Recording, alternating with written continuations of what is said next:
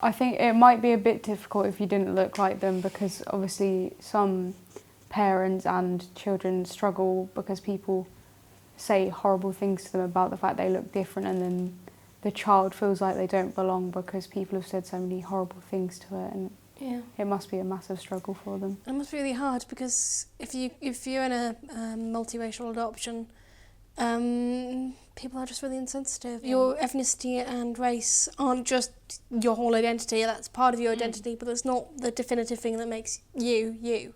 Yeah, like people are so much more beyond their looks. Like it doesn't matter. No.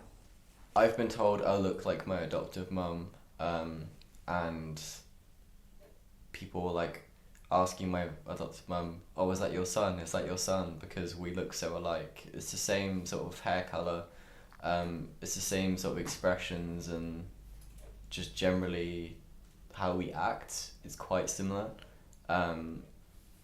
But then my mum obviously had quite dark brown hair, so which carries along to my adoptive mum, who actually has the same colour, which if you would have looked at the picture of them together, they would have seemed like sisters, I feel like, and I don't think you would be able to tell them apart, maybe.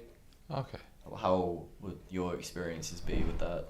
For me personally, I've never been told that I look like my parents, and at the same time I haven't been told I don't look like my parents. But for my adopted sister, she always gets told that she looks like my adopted mum, to which every time they get told that, they both look at each other in sort of, massive confusion.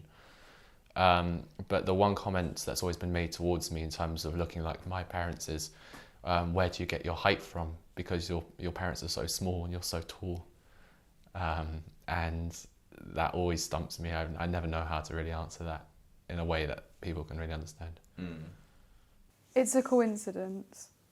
Because in any ethnicity, there's only so many genes in the gene pool. Personally, my mum was told that she had to adopt a child that looked similar to her, because I was adopted at 7, and if she adopted a child that was mixed race or a different ethnicity, then it would have raised too many identity issues.